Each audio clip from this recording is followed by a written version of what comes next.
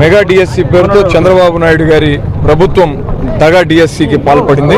గతంలో వైఎస్ జగన్మోహన్ రెడ్డి గారి హయాంలో 6,000 మంది ఉద్యోగార్థులకు డిఎస్సి నోటిఫికేషన్ ని జారీ చేస్తే దానిని దెబ్బతీస్తూ కుట్ర పన్ని కోర్టులకు పోయి దాన్ని నిలుపుదల చేసి వీళ్ళు అధికారంలోకి వచ్చిన తర్వాత మేము జగన్మోహన్ రెడ్డి గారి కన్నా కూడా గొప్పగా ఉద్యోగ అవకాశాలను కల్పించగలమన్న మాటలతో 16,000 మందికి ఉపయోగపడాల్సినటువంటి డిఎస్సి ఎగ్జాములు కాస్త అనర్హులైనటువంటి వాళ్ళ పాలు చేసింది కూటమి ప్రభుత్వం. డిఎస్సి 2025 ప్రక్రియలో పూర్తిగా అవకతవకలు జరిగినట్టుగా మనకు సాక్ష్యాధారాలతో సహా ఆ విషయాలన్నీ కూడా బయటకు వచ్చినాయి. దీని మీద ప్రభుత్వం అసలు ఇప్పటి వరకు నోరు తెరిచి వివరణ ఇవ్వలేదు. ఏదో విద్యాశాఖతో ఒక చిన్న నోటును మాత్రం బయటకు వదిలి యువకులు ఈ ఉద్యోగాలకు అప్లై చేసినటువంటి నిరుద్యోగులు అడుగుతున్నటువంటి ప్రశ్నలకు సమాధానాలను పూర్తిగా దాటవేసేటటువంటి ధోరణిలో ప్రభుత్వం ఉండిపోయింది. అసలు గతంలో ఎన్నడూ లేని విధంగా స్పోర్ట్స్ కోటా ద్వారా 421 మందికి డిఎస్సిలో అవకాశం కల్పించారు.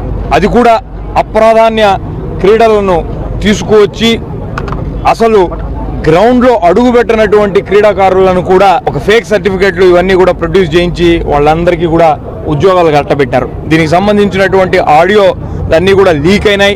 ఒక్కొక్క ఉద్యోగాన్ని 10 నుంచి 15 లక్షల రూపాయలకి అమ్ముకున్నట్టుగా పెద్ద ఎత్తున ఆరోపణలు రేకెత్తబడ్డాయి.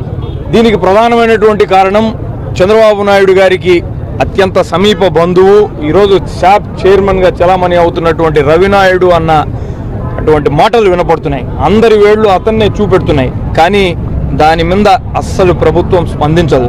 పైగా ఈ డిఎస్సి ఎంట్రన్స్ లో టాపర్ గా నిలిచినటువంటి నవీన్ కుమార్ అనేటటువంటి వ్యక్తి ఎస్సీఆర్టీలో అవుట్ సోర్సింగ్ ఎంప్లాయ్, ఈ డిఎస్సి ప్రక్రియను చేపట్టినటువంటి ఈ నిర్వహణ చేసినటువంటి ఎస్సీఈఆర్టీలో ఉన్న ఈ ఉద్యోగికి మొదటి ర్యాంక్ ఎలా వచ్చింది?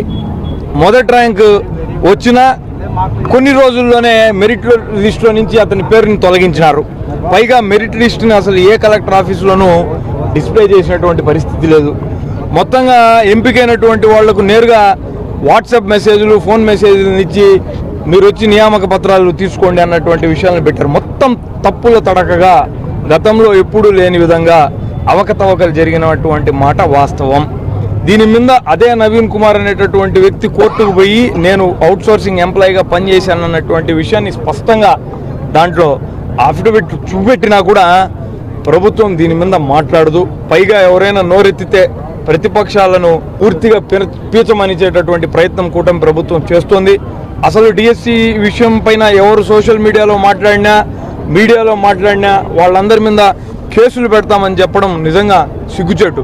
ప్రజాస్వామ్యంలో ఉన్నటువంటి వాళ్ళం కాబట్టి మేమందరం కూడా ఒకటే డిమాండ్ చేస్తున్నాం. ప్రభుత్వానికి నిజంగా చిత్తశుద్ధి ఉండి ఉన్నట్లయితే మీరు చేసినటువంటి ప్రక్రియ అన్ని రకాలుగా సమర్థనీయమే అన్నటువంటిది ప్రజలకి తెలియాల్సిన అవసరం ఉంది అనంటే మేము డిమాండ్ చేసినట్టుగా దీనిపైన సిబిఐ విచారణ జరిపించండి, ఒక సిట్టింగ్ జడ్జితో విచారణ జరిపించండి. అసలు ప్రతిభ ఉన్నటువంటి వాళ్లకు ఉద్యోగాలను తిరిగి ఇప్పించాల్సినటువంటి బాధ్యత మీ పైన ఉందన్న విషయాన్ని తెలియజేస్తూ ప్రతిభకు పట్టం కట్టండి కానీ పైసలు కాదన్నటువంటి డిమాండ్తో వైఎస్ఆర్ కాంగ్రెస్ పార్టీ ప్రతి జిల్లా హెడ్ క్వార్టర్లోనూ విద్యార్థి యోజన విభాగాల ఆధ్వర్యంలో ఈ నిరసన కార్యక్రమాలు చేపట్టడం జరిగింది. మీరు మీ చిత్తశుద్ధిని నిరూపించుకోనట్లయితే మీకు తగిన బుద్ధిని ప్రజలే అతి త్వరలో చెప్తారన్నటువంటి విషయాన్ని కూడా స్పష్టం చేస్తున్నాం.